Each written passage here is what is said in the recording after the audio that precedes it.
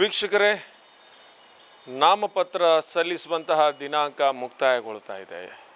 ಕೊನೆಯ ದಿನವಾಗಿದ್ದರಿಂದ ಸಾಕಷ್ಟು ಜನ ನಾಮಪತ್ರವನ್ನು ಸಲ್ಲಿಸಿದ್ದಾರೆ. ಇನ್ನು ಕೊನೆಯ ಕ್ಷಣದ ಬದಲಾವಣೆಗಳಲ್ಲಿ ಕೆಲವರು ಪಕ್ಷದಲ್ಲಿ ಟಿಕೆಟ್ ಸಿಕ್ಕದೇ ಇದ್ದಾಗ ಇನ್ನೊಂದು ಪಕ್ಷವನ್ನು ಆಶ್ರಯಿಸಿದ್ದಾರೆ. ಕರಾವಳಿಯಲ್ಲಿ BJP ಮತ್ತು ಕಾಂಗ್ರೆಸ್ ಅಂದರೆ ಪ್ರಬಲ ಸ್ಪರ್ಧಿಗಳು ಅಂತ ಹೇಳ್ತಾರೆ.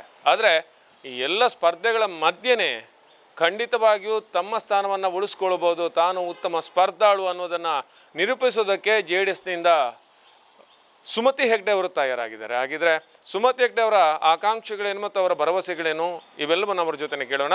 ನಮಸ್ತೆ ಮೇಡಮ್.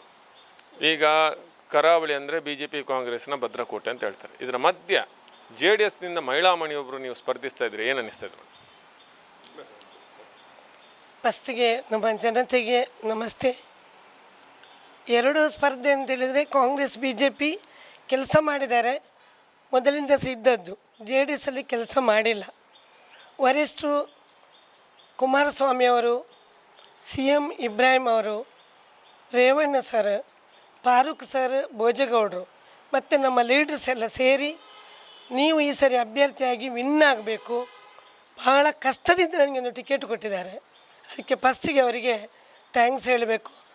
ಹಾಗೆ ನನ್ನ ಮಂಗಳೂರಿನ ಜನರು ಬದಲಾವಣೆಯನ್ನು ಕಾಯ್ತಾ ಇದ್ದಾರೆ. ಒಳ್ಳೆಯ ಒಂದು ಕ್ಯಾಂಡಿಡೇಟ್ ಬಂದರೆ ಅವರೊಟ್ಟಿಗೆ ನಾವಿರಬೇಕು ಅಂತ ಹೇಳುವಂಥ ಭರವಸೆಯನ್ನು ಕೊಟ್ಟಿದ್ದಾರೆ. ಹಾಗೆ ಇವತ್ತು ನಾಮಿನೇಷನ್ ಮಾಡುವಾಗ ತುಂಬ ಜನ ಸಂದಣಿಯಲ್ಲಿ ಅವರೇ ಜನರು ಹುಲಿವೇಷವ ಚೆಂಡ ಅದು ಇದು ಎಲ್ಲ ಮಾಡಿ ಭಾಳ ಒಳ್ಳೆ ರೀತಿಯಿಂದ ಸ್ಪಂದಿಸಿದ್ದಾರೆ. ತುಂಬ ಥ್ಯಾಂಕ್ಸ್ ಎಲ್ಲರಿಗೆ. ಮೇಡಮ್, ಈಗ ನಿಮ್ಮ ನಿರೀಕ್ಷೆ ಏನು? ನೀವು ವಿನ್ ಆದರೆ ಏನು ಭರವಸೆ ಕೊಡ್ತೀರಿ ಜನಗಳಿಗೆ? ನನ್ನ ನಿರೀಕ್ಷೆ ಅಂದರೆ ಮಂಗಳೂರಿನ ಜನತೆಗೆ ಯಾವ ಥರದ ಕಷ್ಟ ಉಂಟು ಅಂತ ಎಲ್ರಿಗೂ ಗೊತ್ತಿದೆ. ರೋಡಲ್ಲಿ ಪಾರ್ಕಿಂಗ್ ಇಲ್ಲ. ಎಲ್ಲಿ ಹೋದರೂ ಮಂಗಳೂರಲ್ಲಿ ದೊಡ್ಡ ಗಾಡಿ ತಗೊಂಡೋಗಿ ಸಣ್ಣ ಗಾಡಿ, ಈಗ ಸೈಕಲ್ ತಗೊಂಡು ಹೋಗುವ ಅಂತ ಹೇಳುವ ಮಟ್ಟಕ್ಕೆ ನಾವು ಬಂದಿದ್ದೇವೆ. ಒಂದು ಪಾರ್ಕಿಂಗ್ ಪ್ಲೇಸ್ ಒಂದು ಬೇಕು. ಅದೇ ಥರ ಬಸ್ ನಿಲ್ದಾಣ ನೋಡ್ತೇವೆ ನಾವು. ಮೊದಲೆಲ್ಲ ಓಲ್ಡ್ ಬಸ್ ಸ್ಟ್ಯಾಂಡ್ ಅಂತ ಹೇಳ್ತಿದ್ದೆವು. ಇವಾಗ ಬಸ್ ಸ್ಟ್ಯಾಂಡಲ್ಲಿ ಎಲ್ಲಿ ಯಾವುದು ಅಂತಿಲ್ಲ. ಅಂಥ ಒಂದು ವ್ಯವಸ್ಥೆಯನ್ನು ಒಳ್ಳೆ ರೀತಿಯಿಂದ ಮಾಡಬೇಕು ಅಂತ ಒಂದು ಆಸೆ ಇದೆ. ಇನ್ನು ನಂತೂರಲ್ಲಿ ಎಲ್ಲಿಂದ ಬೆಳಿಗ್ಗೆ ರಾತ್ರಿ ಹೋದರೂ ಅರ್ಧ ಗಂಟೆ ನಿಂತು ಹೋಗುವಂಥದ್ದು, ಅಲ್ಲಿ ಒಂದು ಏನಾರು ಒಂದು ಮಾಡಿ ಬದಲಾವಣೆ ತರಬೇಕು ಅಂತಿದೆ.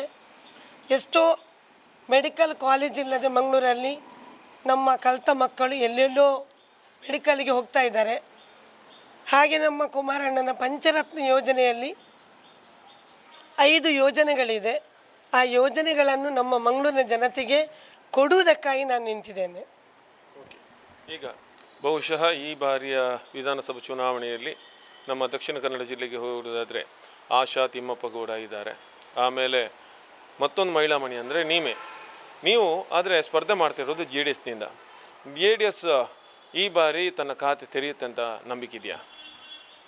ಖಂಡಿತ. ನಾನು 18ನೇ ಇದರಲ್ಲಿ ಬೆಳ್ತಂಗಡಿಗೆ ನನಗೆ ಟಿಕೆಟ್ ಆಗಿತ್ತು.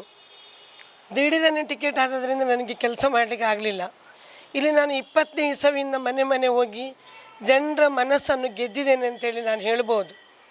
ನಾನು ಲಯನ್ಸಲ್ಲಿ ಇರಲಿಕ್ಕೆ ಹೋಗಿ ಲಯನ್ಸಿನ ಎಲ್ಲ ಜನರು ನನಗೆ ಒಂದು ಲಯನ್ಸಿನ MLA ಬೇಕು ಅಂತೇಳಿ ಒಂದು ಆಸೆ ಇದೆ ಅವರಿಗೆ. ಹಾಗೆಲ್ಲ ಜನರ ಪ್ರೋತ್ಸಾಹದಿಂದ ನಾನು ಖಂಡಿತ ಗೆಲ್ತೇನೆ ಅಂತ ಭರವಸೆ ಇದೆ. ನಿಮ್ಮೆಲ್ಲರ ಸಹಕಾರ ಬೇಕು. ಕೊನೆಯದಾಗಿ ಮೇಡಮ್, ಈಗ ಇಷ್ಟೆಲ್ಲ ಸ್ಪರ್ಧಾಳುಗಳಿದ್ದಾರೆ, ಬೇರೆ ಬೇರೆ ಕಡೆಯಲ್ಲಿದ್ದಾರೆ. ನಿಮಗೆ ಈ ಬಾರಿ ನಿಮ್ಮನ್ನು ಸಪೋರ್ಟ್ ಮಾಡೋದಕ್ಕೆ ನಿಮ್ಮ ನಾಯಕರು ಯಾರು ಬರ್ತಾ ಇದ್ದಾರೆ? ನನಗೆ ಇಲ್ಲಿ ನಾಯಕರು ಅಂತೇಳಿದರೆ ನಮ್ಮ MLC ಫಾರೂಕ್ ಸರ್, ಭೋಜೇಗೌಡರು, ಹಾಗೆ MB ಸದಾಶಿವ ಅವರು, ಮತ್ತು ಮಹಮ್ಮದ್ ಕುನ್ನಿ, ನಮ್ಮ ಅಧ್ಯಕ್ಷರು ಜಾಕಿಯವರು, ಮತ್ತು ಎಲ್ಲ ಪದಾಧಿಕಾರಿಗಳು ಎಲ್ಲರೂ ನನಗೆ ಸಪೋರ್ಟ್ ಮಾಡ್ತಾರೆ.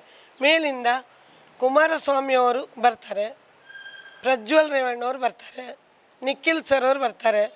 ಯಾಕೆ ನಮ್ಮ ಅಪ್ಪಾಜಿಯವರಿಗೆ ಆಸೆ ಇದೆ, ಅವರಿಗೂ ದೇವರು ಆರೋಗ್ಯ ಭಾಗ್ಯ ಕೊಟ್ಟರೆ ಖಂಡಿತ ಇಲ್ಲಿಗೆ ಬರಬೇಕು ಅಂತ ಅವರಿಗೂ ಆಸೆ ಇದೆ. ನಮ್ಮೆಲ್ಲರ ಆಶೆ ಸಹ ಇದೆ. CM ಇಬ್ರಾಹಿಂ ಸರ್ ಖಂಡಿತ ಬರ್ತಾರೆ ಅಂತ ಭರವಸೆ ಕೊಟ್ಟಿದ್ದಾರೆ.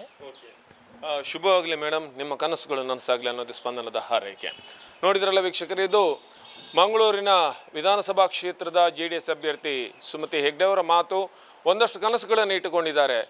ಪ್ರಬಲ ಎದುರಾಳಿಗಳಾಗಿರುವಂತಹ ಕಾಂಗ್ರೆಸ್ ಮತ್ತು BJP ಇವರ ಮಧ್ಯೆ JDSನಿಂದ ಸುಮತಿ ಹೆಗ್ಡೆ ಅವರು ಸ್ಪರ್ಧೆಯನ್ನು ಮಾಡ್ತಾ ಇದ್ದಾರೆ. ಈ ಬಾರಿ ಗೆಲುವು ನನ್ನದೇ ಅನ್ನುವ ವಿಶ್ವಾಸವನ್ನು ಸುಮತಿ ಹೆಗ್ಡೆ ಅವರು ಹೇಳ್ತಾ ಇದ್ದಾರೆ. ಕ್ಯಾಮರಾ ಪರ್ಸನ್ ಧನುಷ್ ಜೊತೆ ನಾಗರಾಜ್ ಬರ್ಕಾಡಿ, ಸ್ಪಂದನ TV, ಉಡುಪಿ.